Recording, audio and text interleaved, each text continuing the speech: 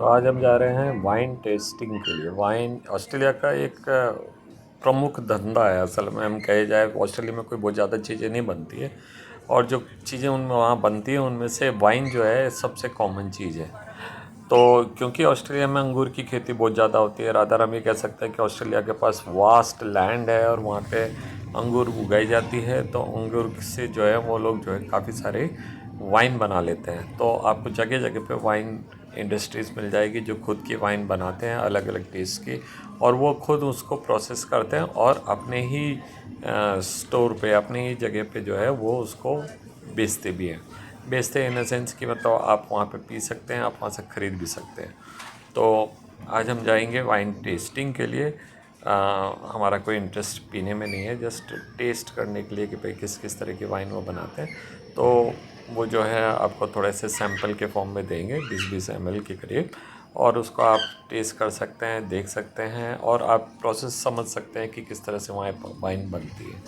तो हम जा रहे हैं ग्रीनस्टोन माइल वाइन टेस्टिंग में, और उसके बाद हम जाएंगे स्टील गेट वाइन टेस्टिंग में, और उसके बाद में आगे एक दो जगह और जाएंगे। खैर मेरा तो कोई इतना शौक़ नहीं है वाइन का, फिर भी टेस्ट कर लेंगे, टेस्ट करने में क्या ही करता है। तो चलिए, ये जो है हमारा सफ़र शुरू हो चुका है, और आप ये देखिए कि कितनी ग्रीनरी है।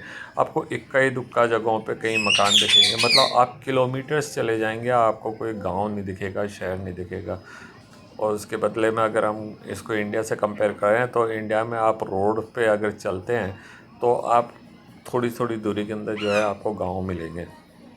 तो ये चीज़ की खूबसूरती है यहाँ पे। फिर भी आप देखिए कि इनके पास लंबी चौड़ी जगह है, ज़मीन है, और उसको उन्होंने कितनी खूबसूरती से विकसित कर रखा है।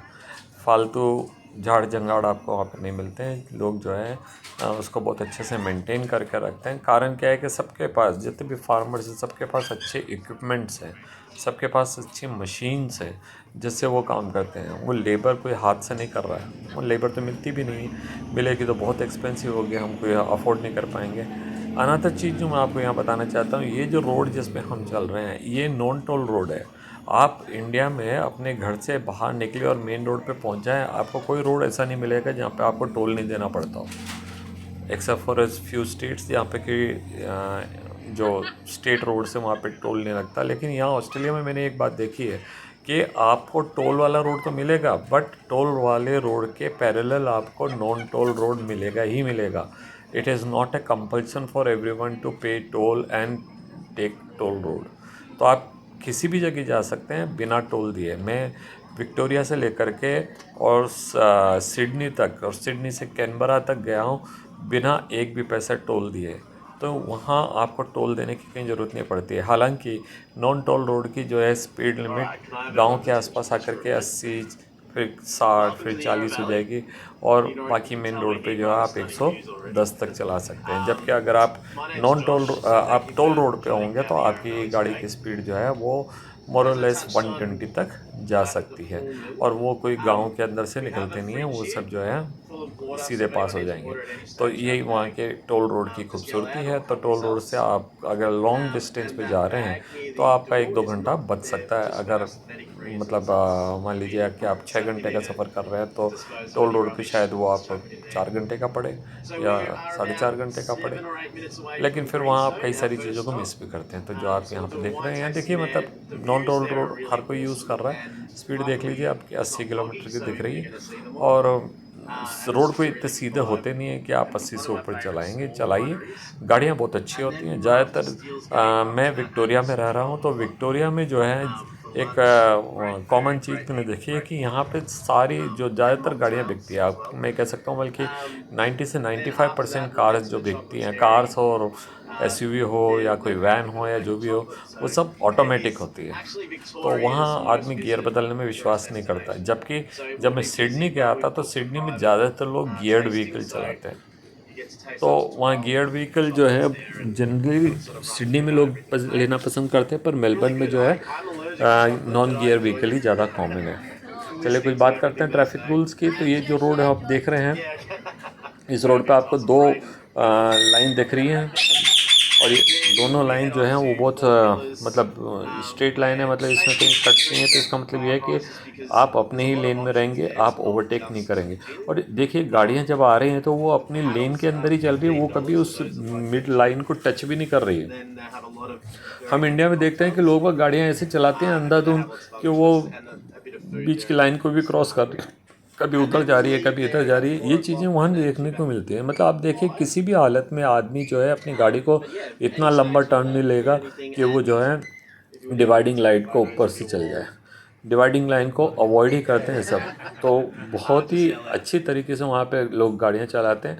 स्पीड लिमिट का बिल्कुल फॉलो करते हैं। अगर 60 की है तो 60 पे चलेंगे, 80 की है तो 80 पे चलेंगे, 110 की है तो 110 तक चलेंगे।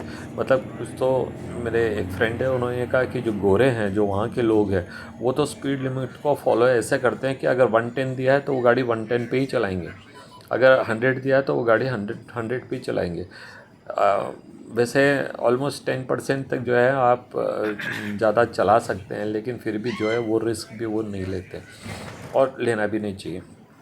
तो देखिए आप सारी गाड़ियाँ एक के बाद एक लाइन से आ रही है, कोई किसी में होड़ नहीं है कि किसी को ओवरटेक करे, और सब जो है वो स्पीड लिमिट को अच्छे से फॉलो करती जा रही है। यहाँ आप देख सकते हैं कि डिवाइडेड लाइन जो है वो डॉटेड है। इसका मतलब ये है कि आप अपने ये कुछ ब्रिज है रेलवे का, तो वो दिखा रहे हैं ओल्ड ब्रिज है जो ब्रिटिशर्स के टाइम में बना था।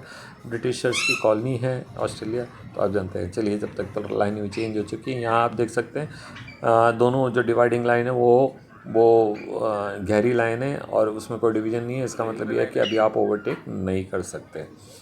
और देखिए सीन कितने अच्छे हैं।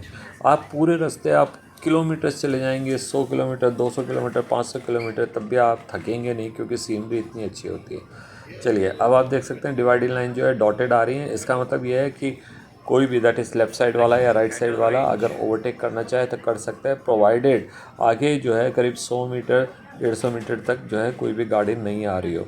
जब आप ओवरटेक करेंगे तो आपको इस बात का ध्यान रखना है कि सामने से कोई भी गाड़ी नहीं आ रही हो, नहीं तो फिर जो है उसको किसी भी तकलीफ़ नहीं होनी चाहिए। तो अब आप यहाँ देख सकते हैं ये सब जो है वो अंगूर की खेती हो रही है, और ये अंगूर की खेती से अंगूर तोड़े जाएंगे और उससे वाइन बनाई जाएगी। तो इस एरिया का ये कॉमन बिजनेस है जहाँ पे वाइन बनाई जाती है। फिर देखिए यहाँ पे सॉलिड डिवाइडिंग लाइन आ गई है। सॉलिड डिवाइडिंग लाइन का मतलब ये है कि आप कोई भी ओवरटेक नहीं कर सकता है, न हम कर सकते हैं न उधर वाला कर सकता है। और ये वापस से जो है डॉटेड लाइन्स आ गई हैं आगे नहीं।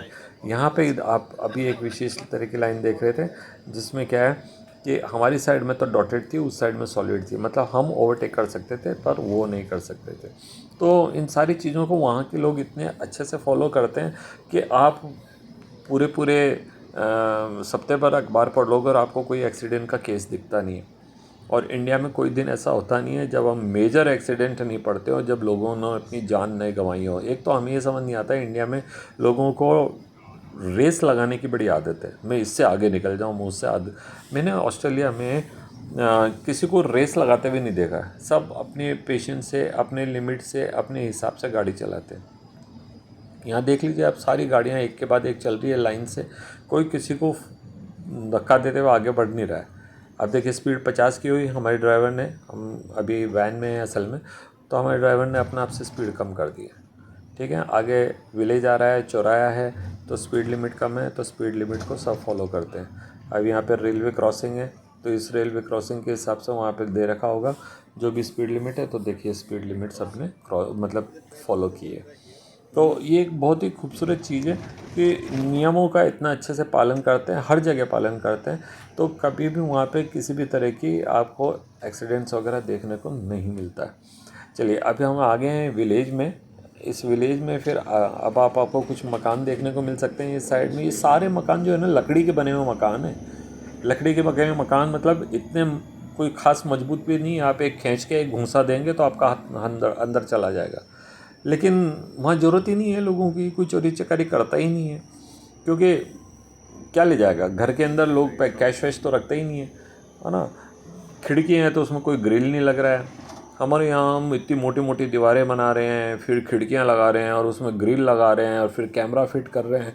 वहाँ मैंने किसी के घर में ऐसे कैमरास भी नहीं देखे किसी के घर में ऐसे ग्रिल्स भी नहीं देखे। बाउंड्री वॉल तो जनरली होती ही नहीं है घर के बाहर जो है कोई बाउंड्री वॉल इक्का दुक्का घरों में आपको देखने को मिलेगी, अदरवाइज़ बाउंड्री वॉल वगैरह वैसे कोई लगाता नहीं है। और जानवर आपको कोई भी नहीं दिखेगा रोड के ऊपर, एक भी जानवर नहीं दिख रहा। देखिए आप इतनी देर तक मैंने ड्राइव मतलब दिखाई है आपको, लेकिन यहाँ पे देखिए कि आपको एक कुत्ता या गाय या गधा या बकरी या कोई दूसरा जानवर, कैंगरू वैंगरू नहीं दिखते। हाँ, अगर हम किसी जगह से जाएंगे जहाँ वाइल्ड लाइफ होती है तो वहाँ कैंगरूज वगैरह होंगे, तो उनके बोर्ड लगा दिए जाते हैं जगह जगह पे। लेकिन आप ओवर स्पीड करके, मतलब आप अपनी स्पीड पे हैं और उसके कारण कोई जानवर आ गया है तो जनरली बचाने की कोशिश करते हैं, नहीं बचा तो नहीं बचा। कोई इसके लिए कोई बहुत बड़ा जुर्म नहीं है कि अगर आपके हाथ से कोई कैंगरू मर गया जो उनका वहाँ का नेशनल एनिमल है, ठीक है। तो वो कोई इतना बड़ा इशू वहाँ पे नहीं है। वैसे तो मैंने जब भी शाम के समय कभी या सुबह सुबह का सफ़र देखा है तो अक्सर रोड की किनारे ऊपर जो है जानवर मरे हुए देखे हैं। लेकिन एक बात और है कि वहाँ के रोड इतने अच्छे से मेंटेन होते हैं कि थोड़े ही टाइम के अंदर उनको हटा दिया जाएगा। तो अब हम अपने डेस्टिनेशन पर पहुँचने वाले हैं और ये देखिए रोड जो है ये विलेज साइड में आ गए हैं, तो अब ये सिंगल रोड हो गई हैं। फिर भी देखिए ट्रैफिक पहली बात तो है ही नहीं, और अगर होता भी तो लोग इतने अच्छे से उसको फॉलो कर रहे होते हैं कि आपको कभी कोई दिक्कत होती नहीं नज़र आती। और जबकि हम जो है यहाँ पे देखेंगे कि कोई कहीं पे भी चल रहा है। देखिए अब सुनसान रास्ते में हैं हम, जहाँ पे कोई गाड़ी नहीं है, कोई ट्रैफिक नहीं है। इंस्पाइट ऑफ दैट हमारे ड्राइवर जो हैं वो बिल्कुल सही, वो जो स्पीड वहाँ पे लिमिट दे रखी है। देखिए कैंगरू दिखे आपको, ये देखिए ये नहीं, ये कैंगरूज, तो आप देख सकते हैं कैंगरूज किस तरह से ये भागते हैं और कैसे जा रहे हैं। चलिए, तो ये कैंगरूज थे, ठीक है। तो वहाँ कोई स्पीड लिमिट को मतलब डिसोबे नहीं करता है। जो 50 की स्पीड है तो वो 50 पे ही चलेगा, चाहे रोड खाली पड़ा हो।